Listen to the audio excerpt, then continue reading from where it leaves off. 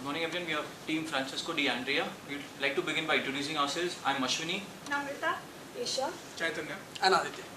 Now we are here to talk about a company that was born at the cusp of India's liberalization. Zee Entertainment Enterprises Limited is a company whose journey, in more ways than one, mirrors India's post-reform trajectory. And while the jury is still out on whether India will continue to deliver on the promise it holds, we'll try and answer similar questions about Zee, whether it will deliver on the expectations of equity investors.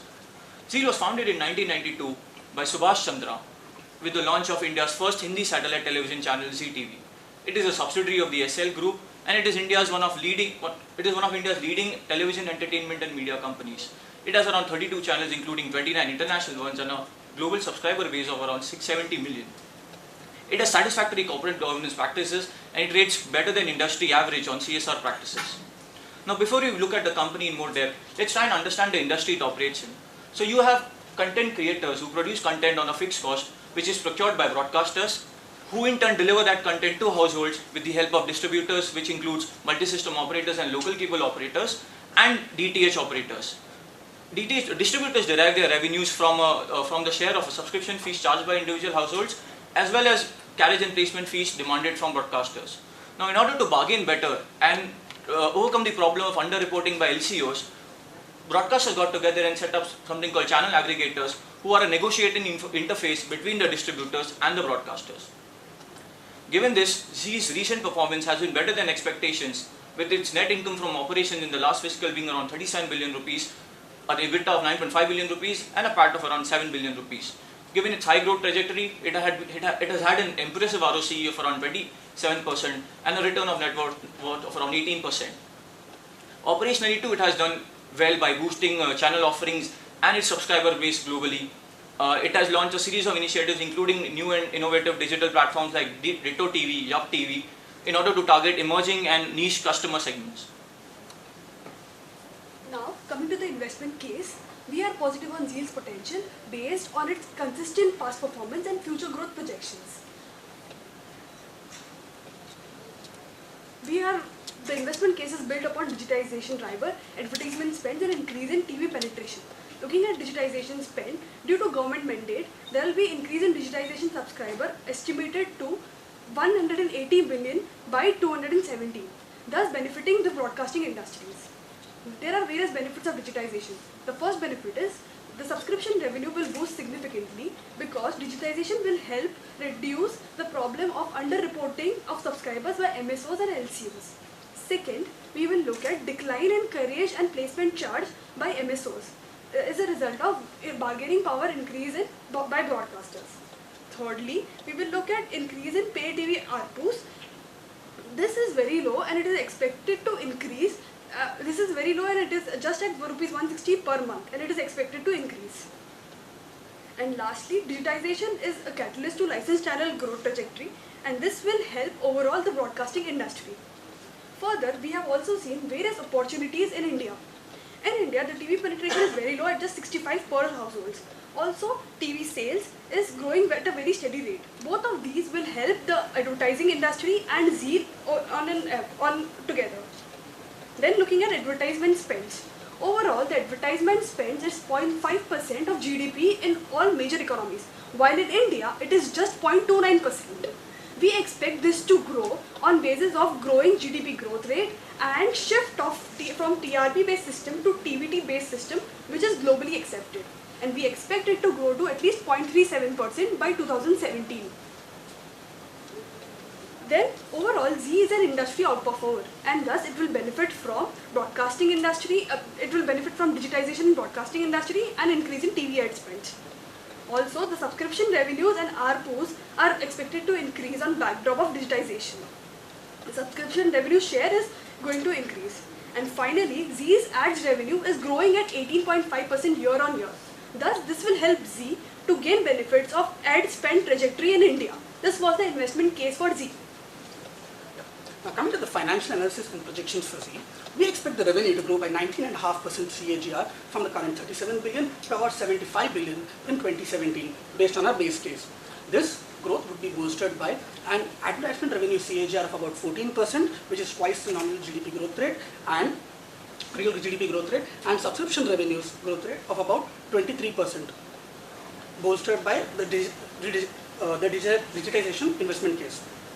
Having a segmental breakup, we shall have a 34% growth rate in the sports business revenues and a 17% growth rate in the normal non-sports business revenue. The reason for the incremental growth rate in the sports business would be that the implementation of value-added services such as high-definition television. Now, from the 19.5% growth rate in revenues, we expect EBITDA margins to increase from the current 25% to 35%, expanding by almost 1,000 basis points. This would drive the EBITDA CAGR of about 29.7%. The EPS CAGR would come in at slightly lower at 26.2%. Reason being, there is a gross preference dividend rate of post-tax rate of about 7%, which will have to be paid from the preference share capital of the company. And lastly, the operating cash flows shall grow by a massive 43.5% CAGR, reason being the very low incremental capex what the company would incur in order to garner the extra revenues and profits. Now, the preference shares which the company issued last year would have an impact on the FCFE of the company, hampering the FCFE growth despite the growth in digitization from FY15 to all the way up to FY21, post which there shall be a spike in the FCFE growth, and it shall also impact the ROE. The ROE shall have a huge spike because of the shrunk equity base in FY14, jumping to almost 40%. However, this shall taper off again to the current 20% over a period of time as the company rebuilds its equity capital. Coming to the valuation of Zeal, we have done valuation based on two different methods. One sum of the parts method and a two-stage discounted cash flow method, which we have further done as per bull, base and bear case scenarios. We have not done valuation as per trading multiples because there are only two comparable listed TV broadcasters which have a comparable model and are EBITDA positive. Even international peers are not comparable because of a drastically different operational model. Coming to the two-stage DCF model in the analytical stage, the FCFE shall be growing by about 37% CAGR on the backdrop of digitization program. Coming to the convergence stage, our FF shall be growing at about 11.5%, but FCFE shall grow slowly because of redemption of preference capital. The perpetuity growth rate is assumed to be 7.5%. We have assumed different real GDP growth rates, TV as per the percent of GDP, and different ARPU levels for bull, base and bear case scenarios, coming to a valuation of about 362 per share, 307 per share and 264 per share in the respective cases. As far as SOTP is concerned, we have divided business into sports business and non-sports business. Sports business currently is EBITDA negative, but shall break even within a few years because of strong subscription growth and shall offset the high rights cost. The non-sports business currently is a cash cow, giving an EBITDA margin of almost about 30%. We have valued sports business at 22 per share and non-sports business at 209 per share, coming to a Zeal valuation of about 232 per share. On giving appropriate weightages to different methodologies, we give Zeal a valuation of about 295 per share, which is 20% upside over the current market price. We have also analyzed the risks that could affect our target price, and the ones with more likelihood are studied in detail. In terms of macro risks, the prolonged slowdown in the GDP growth rate has brought about a cut down in ad spends, affecting Zeal's advertising revenues, which nearly grew by double the GDP growth rate historically.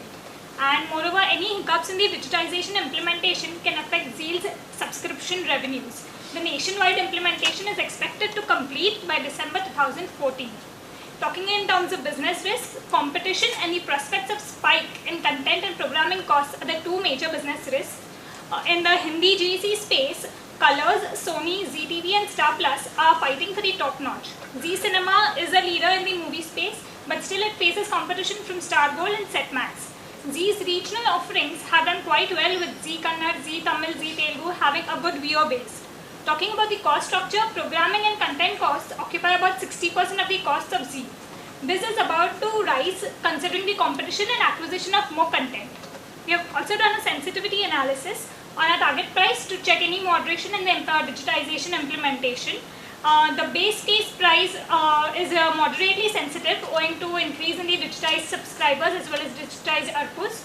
But our target price, which comprises of the most likely optimistic and pessimistic scenarios, is relatively low, sensitive towards the same.